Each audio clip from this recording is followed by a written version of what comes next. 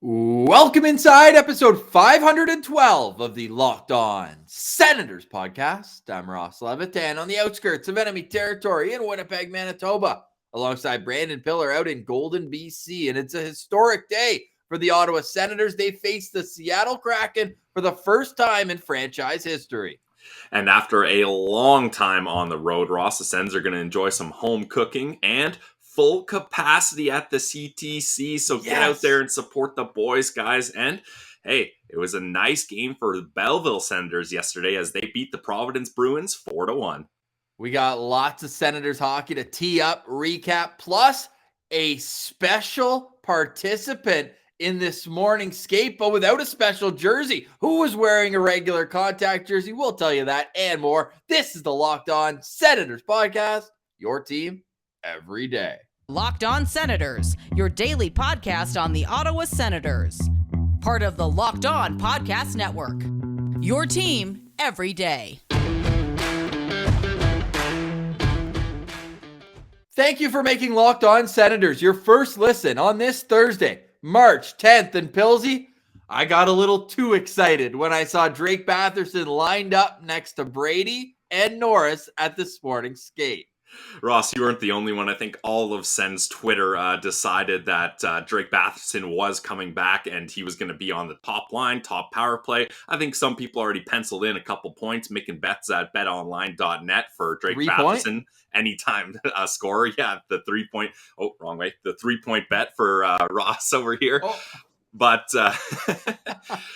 yeah, I think we all need to relax a little and remember that he is weeks away from his projection and it's a high ankle sprain. So you're not going to mess around with that with your top player. And a homestand like this up against some lower teams in the standings, it's not a necessity to rush Drake back here. So yes, it's great he's in the regular jersey. We love seeing him on the ice with the boys, not just sitting on the bench chirping, but it's great to have him back, but he's not quite ready yet.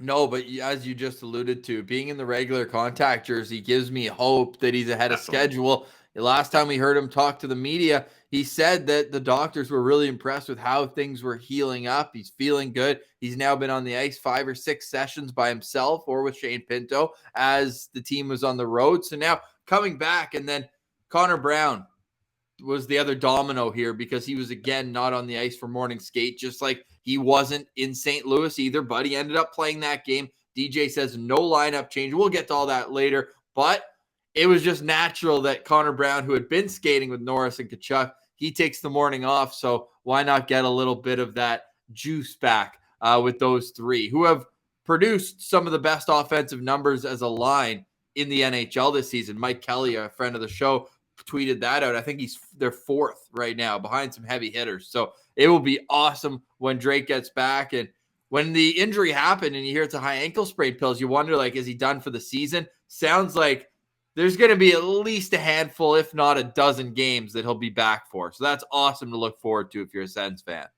Yeah, I mean, Brandon Piller, not a doctor, so I can't exactly figure this out, but I wouldn't be surprised if come early April he's back. If he's already skating and participating in line rushes and stuff, he's probably feeling pretty good. And yeah, everything seems positive here. Yeah, not a doctor, but that's my hope. Pillsy, that one we have already teed up. Here's the caption if you're watching on YouTube. Brandon Piller, not a doctor. That one's right next to this one, which we've brought up a couple times to, one, give you credit because, wow, did he ever look good in January and February? But DJ Smith, as we continue on with some injury updates here, as we know, Drake Batherson, great to see, but still likely not going to play during this homestand. Well, Matt Murray, it was an ominous tone when he was asked about Matt Murray. Sounds like an upper body injury, and he is not close. Yeah, and I mean, that's not really surprising for people just listening. The caption is Brandon Piller, I have a lot of faith in Matt Murray. That was a long time ago. I forget when that was, but I'll stick to that because when he is healthy, he's really good, but the problem is he can't seem to stay healthy, and it seems like any little nick or budge or shove or anything really seems to affect him more than it does most NHL goalies, and it's really unfortunate. But and we'll get to the lines, but Forsberg is in the starter's end. I'm a little disappointed about that because Matt Murray's injuries have basically derailed Philip Gustafsson's developmental years here, and Gus needs to get in games here. I'm very confused as to why Philip Gustafsson isn't the starting goaltender tonight. Really? You don't just look at the play of Anton Forsberg, think that the deadline's less than 2 weeks away. And I mean, if you're the head coach, though, you always just want to win games. And at this point, isn't Anton Forsberg the best chance to win for almost any team in the NHL? Oh, don't get it twisted. I'm not saying I don't have faith in Forsberg, or if you want to win the game, you need to put Gustafsson in instead of Forsberg, or I'm worried Forsberg's going to get injured ahead of the deadline. No, I'm not saying any of that. I have full, complete faith in the Forsbergler. Ross, maybe you can make that a caption for me. Pilsy, I have full faith in the Forsbergler. But you need to get Gustafsson in games here. And now we'll get to Belleville as well, but Mando had to leave the game with injury there too. So now you've got two of your goalies injured, and that's going to really throw a wrench in the plans here for the goalie coaches in the crease. But I just think it'd be great to get Gustafsson in a game here, and then have Forsberg maybe play the next two games, and then get Gus in the first game of the back-to-back next weekend. So he needs to play games. He can't just sit on the bench here. He's not a placeholder goalie. You've put all of your chips in on him as your next goalie prospect, and you're just having him hang around. I don't understand that. No, not really. That's a very fair point. But when you're looking at the play of Anton Forsberg, that photo the Sens tweeted out of the glove save, truly incredible for Anton Forsberg, and he gets to start tonight. We'll touch on the Seattle Kraken as well coming up, because I think a lot of fans, they saw the way that the draft went for the Vegas Golden Knights. They make the Stanley Cup final in their first year as a franchise. Wild. That's not happening with the Seattle Kraken. They might not even reach 30 wins on the season, as right now their record sits at 17 wins through about 55 games. So this isn't the Vegas Golden Knights 2.0 here in Seattle. We'll touch on that, though, a little bit later on in the show. I want to talk about Josh Norris, Pilsy, and there's reason for it. Tonight will be his 100th National Hockey League game. Now, I want to rewind first and foremost to his first NHL game. Was it his first? I know it was during his first stint in those 3 games when he initially I think he played a road game against Nashville, or was that in Montreal? Am I thinking about Bobby Ryan? I think Bobby Ryan started in Nashville, then went to Vancouver. I don't remember. Oh, correct. That must have been it. But yeah, because this Montreal game was at home as well. Anyways, it was earlier on, 5 days. So he must have been healthy scratch. That being said, Josh Norris's second NHL game was that awesome Bobby Ryan hat trick night right before the world shut down here. You know what's also crazy? We are at the 2-year anniversary of the world shutting down, with the Senators being the last NHL team to play games with those ugly 3D jerseys. I digress. With Josh Norris, though, 99 games played, Pilsy, 37 goals and 65 points. That has to exceed even your wildest expectations for him. Absolutely. And Ross, me and you were some of the biggest Josh Norris stans out there, because we got to see firsthand what he could do. And he stepped into the AHL as if it was just an easy transition from college, and he wins Rookie of the Year, going over 30 goals, 30 assists in his first year in Belleville. And it seems like, okay, this guy gets a chance in the NHL. He could do well, but I'll be honest, I wasn't expecting him to do this well. For him to be able to take on a number 1 center role in his rookie season, and to flourish, and to be able to score at the pace that he's scoring at, and to be able to be basically automatic from his office in the power play, has really impressed me. And it's going to be so interesting to see how contract negotiations go in this offseason for Norris. A straight up number 1 center right out of the gate, 21 years old. Yep. After that first little taste, even though that taste, though, he was up on a line with Bobby Ryan, right? So he was still getting top 6 opportunity right off the bat. And say what you want, yeah, he got called up after they traded Pajot, so there was a pretty big hole to fill in terms of ice time at the center ice position. But he came in there and filled it admirably, 4th in Calder voting last season. And then this year, he's only 5 points off what he accomplished last year, and he's played 16 less games, Pilsy. So there's still lots of room for development for Josh Norris. And he's just one of those, you know what a player comparable for him might be going forward? And I don't remember how he started his career, but Joe Pavelski, because when you look at how Pavelski plays the game, he's just very good at everything. There's no one thing where you're like, and maybe for Norris, you can say it's a shot on the power play, but he's just very good at everything. There's no weaknesses in his game. Yeah, definitely. I mean, their draft positions are wildly different, Little different. but definitely I can see the comparison there. And hey, if he has a Joe Pavelski type career, sign me up. That sounds great. Absolutely. It's just, he's one of those guys everyone just talks about. He's just great at everything, no matter what they play. Alfie was the same way too. Like no matter what sport, whatever it is, these guys, they're just freak athletes. And when it comes to Josh Norris, what we're seeing on the ice, this growth in his game, and first round pick, but 19th overall. And a lot of people at the time thought that San Jose reached to take him there. I think he was ranked about 26, 27 when it comes down to it. But if we go to his draft class right now, he is going to become what do I have? Oh, they keep it by overalls when I sort. That's annoying. If I'm just guesstimating here, Pilsy, I'll say that he's going to be about the 25th player from the draft class to reach 100 games, and he's about 16th in points. So when you put all these together, you're just really, it's just impressive how accelerated his growth became once he hit, when was it? Because it felt like from the moment Ottawa traded for him, he just hit his stride right away. Yeah, I mean, it started, Ross, when Pierre Dorion announced we acquired Brady Tkachuk's best friend. That's when you knew, all right, this kid's going to come in hot. And those two as a combined pair have showed everyone the chemistry is real, and they can dominate, whether it's 5-on-5 or on the power play.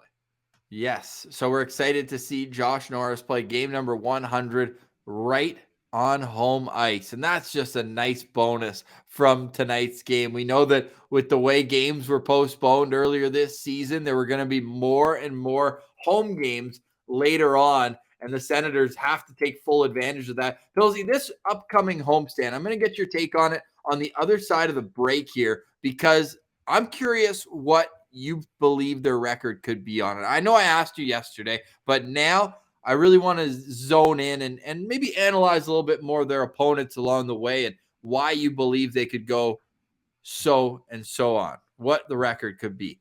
Seattle, Chicago, Arizona, red hot, the Columbus Blue Jackets, and the Philadelphia Flyers. Wow. That's about as easy as an NHL homestand could get. So think about that, Pilsy, as I tell you a word from our friends at BetOnline. BetOnline.net. Football might be over this season, but basketball is in full stream. Is there anything more fun to wager on than March Madness? I don't think so. My advice, and take it with a grain of salt, is in the round of 62, the round of 64, round of 32, just bet every single underdog, because it's madness. It's madness, I tell you. The madness can all be found at betonline.net. There's everything there, too. If you don't love your college hoops or NBA action, you can get your hockey, boxing, and UFC odds as well. Just head to the website today or use your mobile device to learn more about the trends and action. It's BetOnline. It's where the game starts. All right, Pilsy. Are you a college hoops wagerer? Come March, I'm an expert in college hoops, yes, but I haven't sat down and looked at my bracket yet, so I'm not quite there yet, but I am going to be making a bracket and following along. Like nothing better than sitting on the couch and watching college basketball, and I'm going to be throwing a couple shekels in at betonline.net, that's for sure. Are you full underdog mode for the first couple rounds? I would say normally I'm not, but lately, the last couple of years when it had gone on, we've seen some crazy underdogs. Like that one year where the 16 seed for the first time ever beat a 1 seed. Well, I had that 1 seed. I think it was Villanova winning it all. So my bracket was absolutely destroyed by that. So I've learned my lesson, and I'm going to catch a little action on the underdogs. I caught some action yesterday on the Belleville Senators. Yes. 4-1 winners. Absolutely love to see that. We're going to touch on that a little later. I want the answer to my question. This 5-game homestand against are they all beneath them in the standings in points percentage? Not all of them, but most of them here. Yeah, because Columbus is ahead. Philly is barely ahead. Yep. What's it going to be? I'm going to stick with my earlier prediction, and our buddy Leems Martian had the exact same prediction as me. We better hope to get 8 out of 12 points here coming up. Well, that includes the Montreal. In Montreal, you're going to be boots on the ground there. Confirmed, or should we say souliers sur la terre?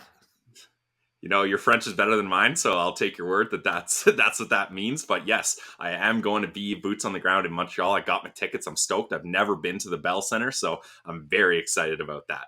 That's awesome, but that's after a 5-game homestand. Say, yeah, boat au sol. No, I like souliers sur la terre. That means like shoes on the ground. Anyway, shoes on the ground. I'm sure we'll get Stewie and some other Quebecers just chirping me to no end for that one. I offered the boys who do the French podcast, La Brigade.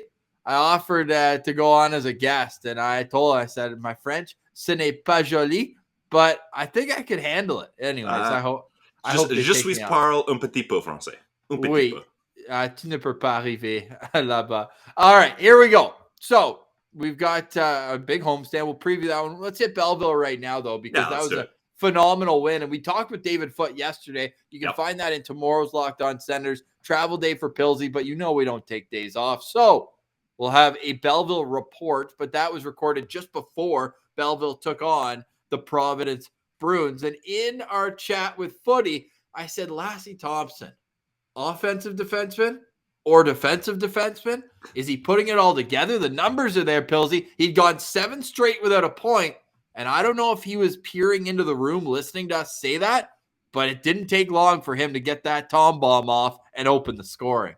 Absolutely, yeah, and it was a good time for him to get a goal because Troy Mann had mentioned, I think it was to TSN 1200, that he wasn't exactly impressed with Lassie Thompson's consistency lately. So that's a nice little boost to get a goal, and hopefully we continue to see him rise offensively here. But yeah, a 4-1 win for Belleville, and it was some great goaltending, even though Kevin Mandolisi, after 2 periods, he left with an injury, only allowed 1 goal on 20 shots, and then Mads Sogaard came in and mopped up the rest of the game with 5 straight saves and an assist. Yep. Have a period, Sogi. Holy. Yeah, not bad at all. And then, hey, it was some usual suspects getting goals. Jake Lucchini, he scored, and Ross, your boy, Cole Reinhardt, chipping in as well. So you got to love to see that.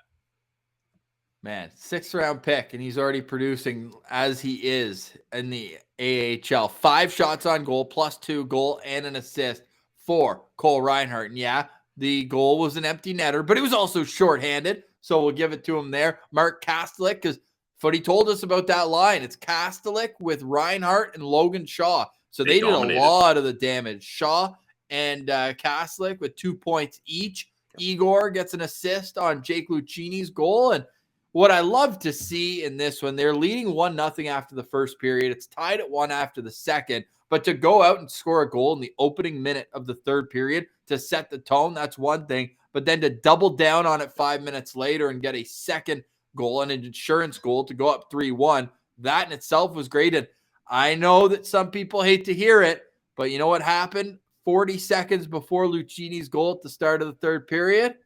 We had a tilt, buddy. Matthew Medman dropped the gloves with Jacob Lauko, and I'm not saying that it turned the game, but I'm saying that there was a goal in the next minute. So, hey, great game for the Belleville Sens. They win a game without Michael Del Zotto getting on the score sheet. So that in itself, you got to give some stick taps for as well. Exactly. Yeah, that's quite the feat. And you'll hear in our interview with Footy, he has some stats on the correlation between Michael Del Zotto getting points and the team winning. So that's a little inside joke. Not an inside joke. We're sharing it with all you guys. That's a little joke we had, but it turns out there's more merit to it than just messing around. 100%. So great to see for the Belleville Senators. And we're going to continue to look at the standings for Belleville throughout. And they jumped Rochester with that win. So don't look now. But the Belleville Sens are currently 4th in the North Division after being 6th just about a week ago. They've got 7 wins in their last 10 games. And I know I keep bringing this up, but we know that as a daily show, Monday through Friday, we love having everyone listen every day. And we really appreciate those who do. But not everyone does. So in case you missed it, tune into AHL TV this weekend. Footy and I are going to be on the call together. In the booth. And you know what I'm fired up for, Pilsy? Like, obviously, you and I got to work at CAA Arena. Great little barn. We were doing the production there. But I'm going to be in an NHL press box calling that game. They play out of the same rink as the Jets. Yeah, that's going to be a good feeling for sure. And we got to check out that arena for the preseason game. And it was a sold-out crowd for a preseason game. So I'll be interested to see how the Moose draws, but definitely a nice arena right downtown. Well, they had a couple first-round picks called up recently, so I think Belleville should be the favorite, right? Cole Perfetti's up with the big club right now, and then the guy, was it one pick before or one pick after last? He was back-to-back Finnish defenseman. Ville Heinola just got called up by Winnipeg as well, so he won't be in the lineup either this weekend. So, hey, a little opportunity brewing for the Belleville Sens. So we're fired up for that, and we'll bring you all the coverage you need at Sens Central on Twitter, lockedon.senators on Instagram. You can follow the show on YouTube and subscribe wherever you get your podcasts as well. We love getting the YouTube comments as well. I pulled one up the other day. I threw it on Twitter, and I didn't think it would catch fire the way it did, Pilsy. Is that my bad? I was just trying to have a laugh. Yeah, I mean, some people take things a little too seriously here, but hey, we appreciate the engagement, whether it's totally serious or you're just messing around. I'm trying to find exactly. Okay, should I read that? It's pretty long. Basically, we got a comment from Scott, and Scott, thanks for jumping in. Like, this was tremendous content. Really appreciate that. I just said hot takes only. He's saying he read an Ottawa column, and it turns out to be from Hockey Buzz. So take it with 3, 4, 5 grains of salt, however many you need to wipe the smile off your face after reading that. Get your sodium in on this one. Basically saying that Murray is just hating playing for DJ Smith. Can't stand having Josh Brown and Nikita Zaitsev in front of him. I mean, this guy, I got to give him credit. He hit all the SEO words, like all like the search engine optimal words for the Ottawa Senators. Murray, DJ Smith, Brown, Zaitsev, Forsberg, all in one post. That guy gets it. Yeah, absolutely. And hey, yeah, he's dialed in.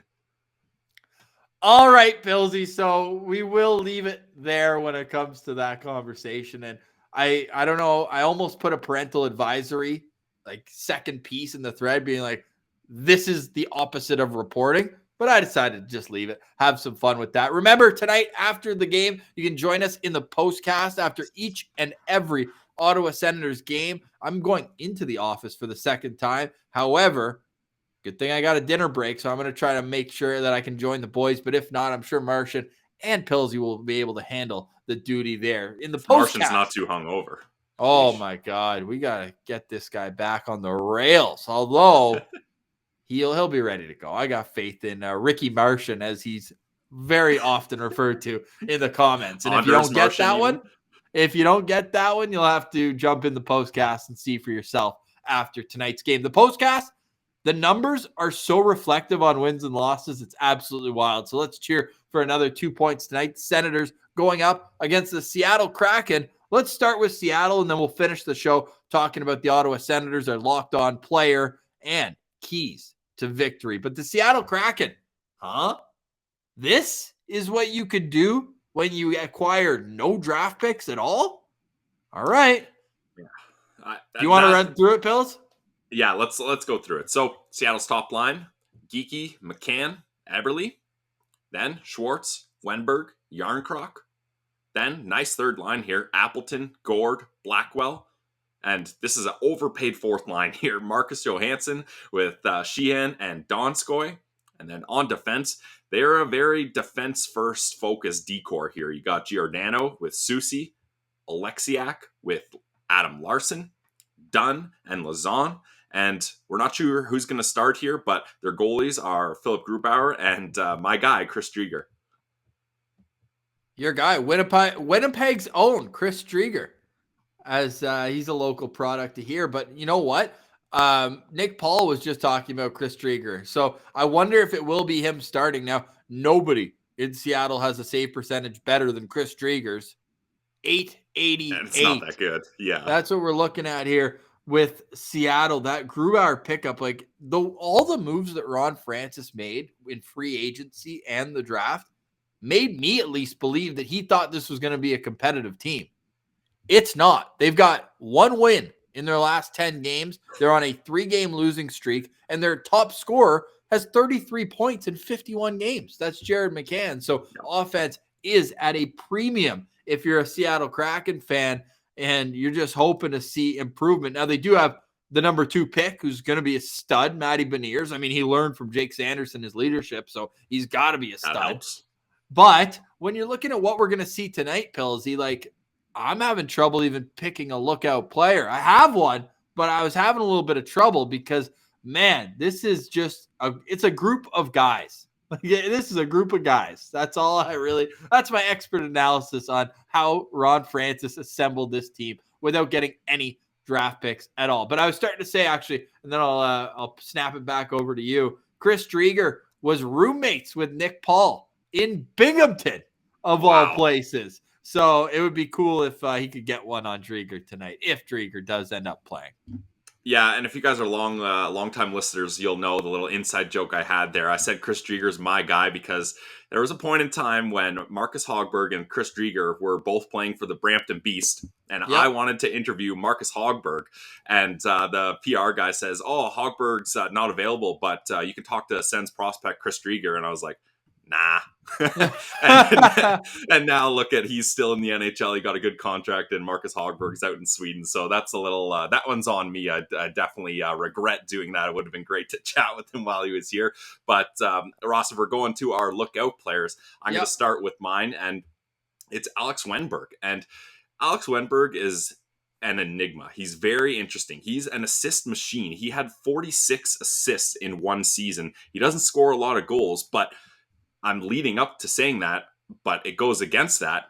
In his last 4 games, he has 3 goals. So he's scoring at a bit of a pace here. And funny enough, he's still getting paid by the Columbus Blue Jackets. They bought out his contract from years ago, and then Seattle goes out and gives him a contract in free agency. So that's an interesting move for sure. But he's starting to click a little bit better, and he's on a decent line with Jaden Schwartz and Yarncroc. So look out for him. He's starting to pick up his goal scoring pace here, even though he usually doesn't. Can you believe it? That was the last, maybe that's a stretch, but one of the last goals that Jordan Eberle scored on the Canadian Tire Center ice in 2009.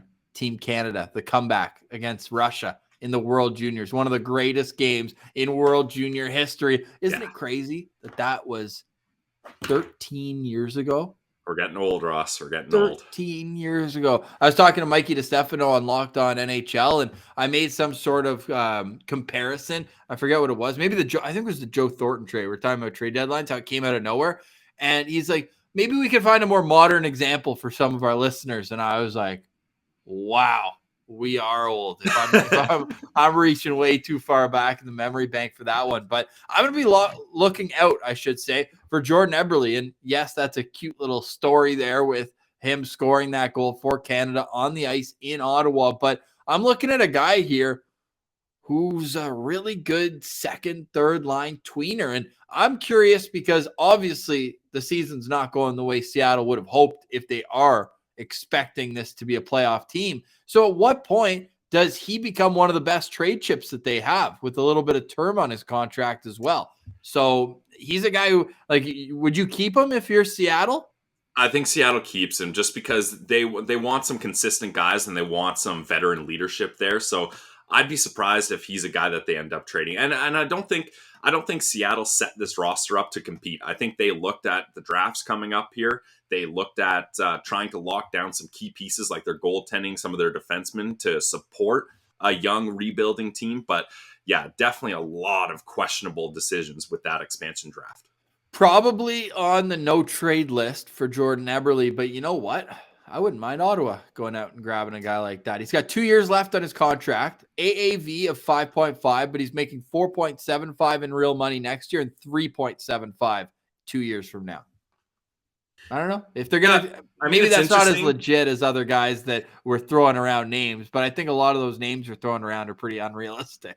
Yeah, exactly. And I just think I like Jordan Eberle too, but I just think you'd be kind of getting his worst years on that. And I feel like that would be another stain on the pro scouting here. Yeah. Okay. So I'm fired as pro scout. You're done.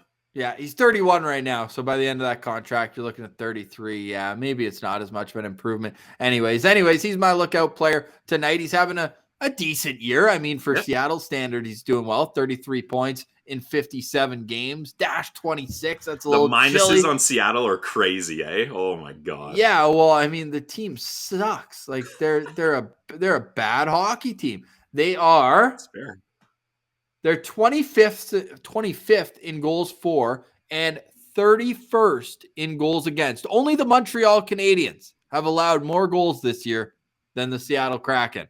Although Detroit's only allowed one less and played 2 less games, but that's awful. That's awful. They're allowing 3.59 goals per game, Pills. You can't do that. And Ross, it's a perfect time to transition into my keys to victory here. And the keys to victory, my last key to victory up against the St. Louis Blues was dominate on even strength 5-on-5 time. They did.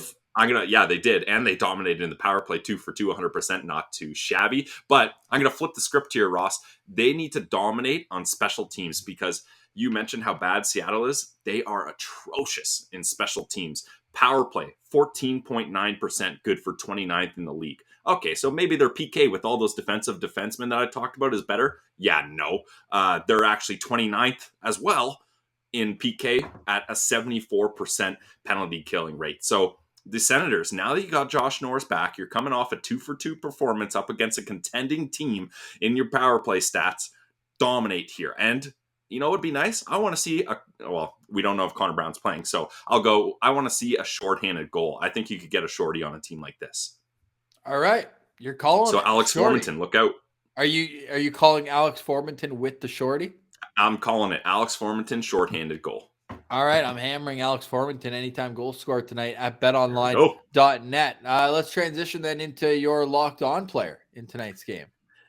I kind of bounced between a couple locked on players, but I'm going to keep it consistent here, and I'm going to go with Colin White because he continues to impress here. He's going to see some time at center in between the same guys he has been recently in Sanford and Nick Paul, but he's almost at a point per game pace since he's been back. He's been clicking on the power play. Like I said, they need to dominate in the power play here, so I'm going to look for him to get another assist on the power play. All right, I'm going to stick with the power play, and it's easy being his 100th game, but I'm locked on to our friend Josh Norris. Smiles, Josh Norris tonight, and I'm expecting that power play to stay hot. You touched on Seattle's futile penalty kill, not great, and you also mentioned that they scored 2 power play goals against St. Louis. Trivia time. When was the last time the Ottawa Senators scored 2 power play goals in a single game? It happened this season, right? Yes, it happened 6 times this year. Did they get 2 against Arizona? No. Then that would have been a fun trivia question, only being two games ago. Yeah, you can see how good my memory is. I'm going to go with Florida then. They had to have gotten 2 goals in that 8-2 Florida game. They did, but they've done it once since. Okay, so I'll Memorable cut game. out there. That was close. Memorable game. A memorable game for a guy with a terrible short-term memory. It led to one of our biggest interviews all time. With Shabby, obviously. No. Beating the Oilers with Biz. The comeback in Edmonton, exactly. They go 2 for 3 on that power play. They win that game. And wow, the shocking news that both goals in that game on the power play were scored by Josh Norris. That was my long way of getting back to my locked on player being Josh Norris tonight. I'm calling a power play goal for Josh Norris. We got a power play goal for Josh Norris. We got a shorty coming up for Alex Formenton. Pillsy, are you going to go so far as to guarantee victory for the Ottawa Senators tonight? I don't think that's good for anyone if you got Brandon Piller guaranteeing victories for the team you're cheering for. So no, I will bow out of that because you guys know I'm a mush lately. So I'll say anything, but I will say of all the teams on this homestand, this is the easiest matchup. And I would it's not a must win because the Sens season is kind of irrelevant points wise, but this is a game where you want to see this team dominate, and there's no superstars on this Seattle team, so there's no one that you're like, hey, how are we going to game plan against Mark Johansson? What are we going to do to stop Mark Giordano? There's none of that. So the Senators have a chance to dominate here. They have their stars. Josh Norris is back. Sure, Batherson's still not back, but Timmy, Brady, Shabbat, all these guys are ready to go, so I want to see them absolutely dominate. Tim Stützle, 6 points in his last 3 games. Yeah. So hopefully he can continue out with that superstar output. And now on Twitter, too, He's never going to tweet. Not once. I bet he's not going to tweet once. Everyone was so excited about that. No, he's not going to be active. Not going to be much action. It'd be hilarious if he just comes out of left field and starts spewing hot takes about I hope whatever all his tweets are in German. That would be hilarious. I would be all for that. Speaking of Twitter, we saw some highlights on Twitter last night, and Zack Ostapchuk looks great wearing the C. We talked about the leadership and the importance of that. You see the goal he finished off last night, a little 2-on-1 feed. Fabian Lysell puts it up, but the defender got a bit of a stick on it. It was like a nice saucer pass, but the D gets like a touch on it, so it's fluttering kind of side to side, and he's still right when it drops, boom, upstairs on the goal. I think he might be the next guy that we turn to Mr. Wheeler with the Athletic and say, you didn't even have him in your top 15 Sens prospects. I mean, he's now got 7 goals in his last 11 games. So this kid's heating up at the right time. And don't look now. This is a guy already earned an NHL contract coming to his first camp after being drafted. So let's hope that he can keep it up, because I was speaking to one of his assistant coaches for a different project I'm doing, Keith McCambridge, former Manitoba Moose head coach. And he saw the jersey in the background. He's like, unprovoked, he's like, man, Ostapchuk is going to be a player. So keep that in the back of your mind as well. So Zack Ostapchuk, that looked good. And Pilsy, it's a big no contact jersey disappearing act day with Drake Batherson and Jake Sanderson wearing a regular jersey at NODAC practice. It looks like he's going to be back for this weekend's playoff elimination. Best 2 out of 3. And elimination, I think, is in quotes because that's just for NCHC. Yes. If he's eliminated this weekend, they will likely make the tournament still. College sports, kind of weird like that. However, huge news. And he was named to the all NCHC second team, Pilsy. He played 10 out of 24 games. He's barely played any games, yeah. I mean, that's how good he is, right?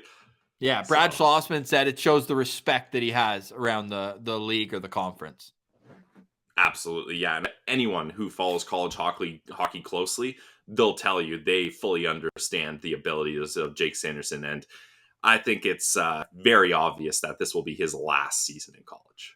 Yes, certainly is. Unfortunate that that January series got canceled. We couldn't get down there and all that. But that being said, it'll be great to see him back on the ice. And the K-Train, the guy who gave them the Penrose Cup, those two are going to have a great weekend. And hey, if they do anything special this weekend, we'll reach out. We haven't had anyone on from NODAC. We'll get Schlossman or one of those guys next week to touch on that, because the next weekend series will be, speaking of me going to an NHL arena to cover AHL, the NCHC Frozen Face-Off next weekend is at the XL Energy Center in Minnesota. So that's going to be awesome. A big barn, big stage, big time players step up in those games. So looking forward to all that. Billsy, did I miss anything? Ridley Gregg had a quiet night with Brandon. They win 2-1 in overtime, but he didn't really get much done last night. And yeah, other than that, I'm not sure if we're missing anything. Yeah, I don't think so. Let's check with our good friend Sens Prospects. He's always updating things here. Oh, Philip Daoust, who is a forward, if you guys are curious. He tipped home he tipped home the game-winning goal Wednesday night. A goal and assist. That's courtesy of our friend Sens Prospects at Sens Prospect. You got to follow him. And Daoust, now 8 points in his last 3 games played. So he's heating up. 17 points in his last 10 games. Pills. This guy, you could say he's too good for the QMJHL. I mean, he's 20 years old as well, but he wasn't a guy who made the Q at 16, right? He was an Ontario kid, which is kind of strange, right? Philippe Daou in the Quebec League. You just kind of make an assumption there, but he's from Barrie, Ontario. Didn't make it. Nice. Didn't make it to the OHL. He actually played, he played in the GTHL for minor hockey there. As well. So then he ends up going over and finding a home in Moncton to start, then gets a PTO this year, doesn't sign a contract with Ottawa, even though they drafted him, signs a PTO, gets 5 points in 15 games. And then they're like, hey, why don't we try to get your rights traded where the Memorial Cup's going to be held? And since going to St. John, he's got 22 points in 15 games. So, I mean, that just shows you just what kind of trajectory he's on there. So, good call, getting Daoust in there, show him some love as his point streak continues. And 11 points in the last 5 games. It's really really incredible stretch that he's on there. So hopefully the Sens can match that incredible offense tonight, going up against one of the worst defensive teams in the National Hockey League. You can find us on the postcast after tonight's game. We appreciate you making us your first listen. We're free and available wherever you download your podcast, wherever, Apple, Spotify, Google, YouTube, all those great spots. And yeah, that's about all we got for today. So let's say goodbye and thank you very much for listening. For Brandon Piller, I'm Ross Levitan. This has been the Locked On Senators podcast, your team every day.